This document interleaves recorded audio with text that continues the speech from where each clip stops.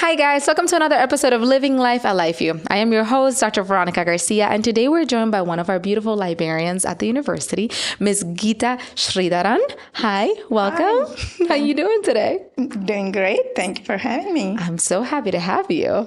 So I understand that you are a librarian at Life University and also an associate professor. Yes. When did you start working at Life University? In 2006. Okay. And did you go straight into librarian or associate professorship, or when did that shift happen? I was hired as faculty at the instructor level, and then I took small steps and got there. That's beautiful. And what are you teaching right now? Actually, I don't teach because I am a reference librarian. I'm not a teaching librarian. Okay. There is another librarian who's called instruction librarian. She does the teaching. I'm mostly at the library. I am teaching, but for the students who walk in there. That's amazing. Still guidance, because I know that going into a library, if you've never been before, it could be intimidating, but to have someone to guide you through all the different sections at the library and whatever it is that you're looking for, then you're the person to go to. Yes. That's amazing. That's amazing. So 2016. 2006. So it's quite some time. Yes. So talk to me, what has kept you at Life University for this long? I proudly say that life gave me life.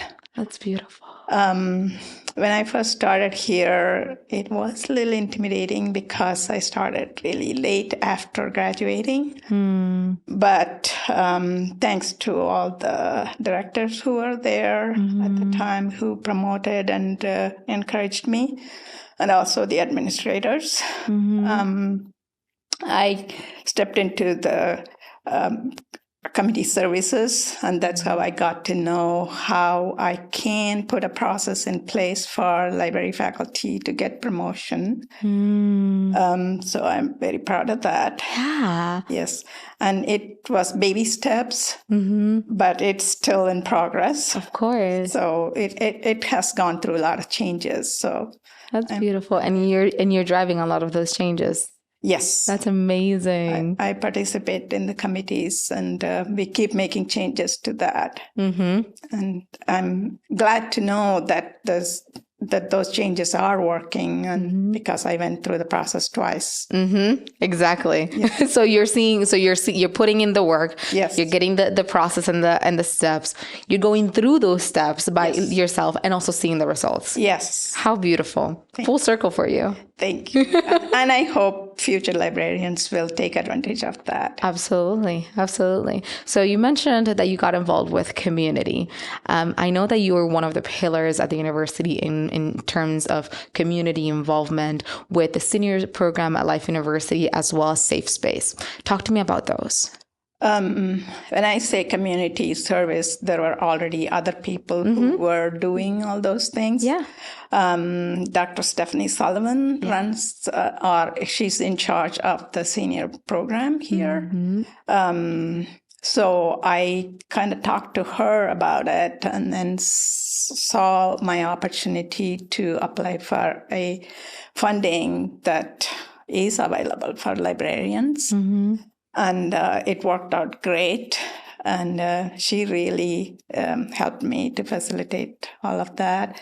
And I really am thankful for the administrators, because even though I apply for the funding is given to the institution. Yeah. So I have to work with everybody. So that gave me opportunity to know about how those things work and all the people on campus that I have to work with. It was challenging but fun. Yes. And what is Safe Space for those who are listening in and don't really know? Safe Space is an initiative that was created at Life to promote LGBTQ issues. And the funding was to promote educational resources for that purpose. And thanks to Ms. Rebecca Koch, who's the director of service initiatives here. And she's always the cheerful person who encourages everything. So we did that together on that project. And we brought in experts from the National Library of Network. They taught us on the resources that are available for those people that need to know health information related to LGBTQ community and also a lot of other organizations. So we actually have a LibGuide created for that. Wow. So we have a lot of information in the library. Wow. That is so important to know. And it's really beautiful to also hold that space for people to come as they are. Yes. Exactly. Yes. And also whoever goes through the training gets one of these, and we can put it on our door so people feel comfortable enough to come and talk to us. This is beautiful. And for those who are just listening in, and she's just handed me a beautiful logo that says, I am an ally. This is a safe space. I am here to listen. That already speaks volumes. It's very simple, but it speaks volumes to just invite the community at the university to just feel safe amongst someone that has gone through the training. Talk to me a little bit about the training itself. I am not involved in the training. Safe Space is another group that they do the training. And they have an email. You can email them and find out all about that. That's awesome. I don't know how often they do the training.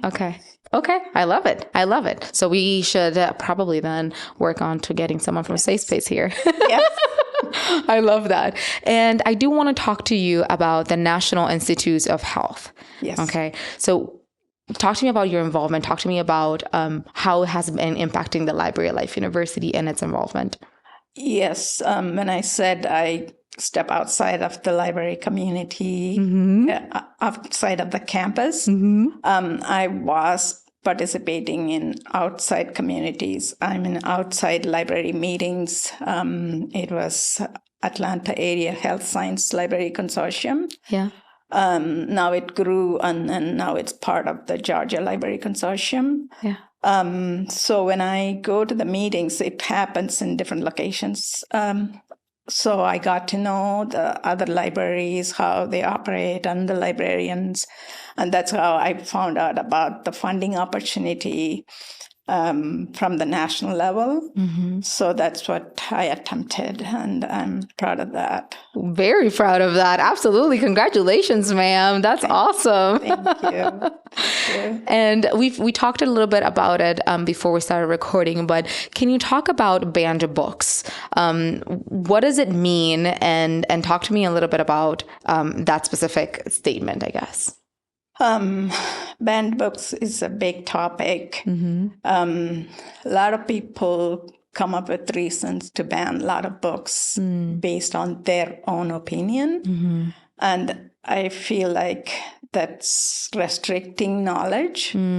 So it's very important that we provide all the knowledge to our constituents so they can decide what to use and what not to use. And there was a statement put out by the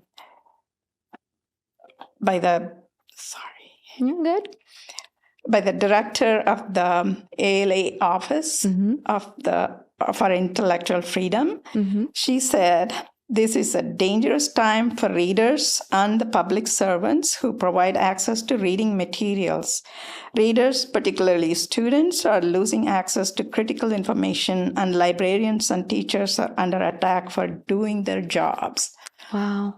Librarians are just doing their job by providing the information. Right. We cannot be biased, and we cannot restrict information based on our personal views. So we have to provide information to the information seekers and then let them decide based on whatever they see fit. So that's what And so it is very important, and that's why it was done. Yeah, I love that. And I stand by what you're saying and about what that person is saying itself, because even myself in practice, I provide my patients with all the information that I can for them to make educated decisions. Yes. Right. So it's really important, of course, to keep our constituents and our community open to the information, the research-based information, and the things that have been promoted and said throughout the years, because I think that we're a beautiful community that evolves, right? Yes. And part of our evolution is to understand our past and where we come from. Yes. Exactly. So it's beautiful that you stand by that. It's beautiful that you're also like pushing the university to stand by it as well, to an extent, and keeping our learning people. from the past is very important, because there could have been failures, there could have been success. So we can learn from all of that. Exactly. I love that. I love that. What's your next steps for Life University, maybe? I'm not sure. Just threw you a curveball now, didn't I? Well, besides you shining bright and just keeping so involved with the community, I love that the work that you do. I love that you're there for the students. I'm so proud to always see and hear the students just kind of go into the library, do the work, come out and feel more enlightened and know that they know what they're doing. Yes. Because your guidance is definitely a pillar in the overall students' experience. So thank you for doing that. I appreciate you so much. Thank you. Well, thank you for carving a little bit of your busy schedule with us. I hope to see you very soon. I know the students are about to be flooding the library with midterms and in just a few weeks, finals. Yeah, we have ups and downs of we actually know when they will come. That's awesome. We get prepared. So you get prepared. What's it called? Sleeves back and ready to work. Well, good luck this week with midterms around the corner and finals coming up in a very short time, because remember that we are a quarter institution. So good luck with everything that you do. Thank you for being here today. Thank you for having me. Absolutely. I hope to see you soon. Thank you. Have a beautiful day, guys. We'll see you in the next episode of Living Life, a Life View.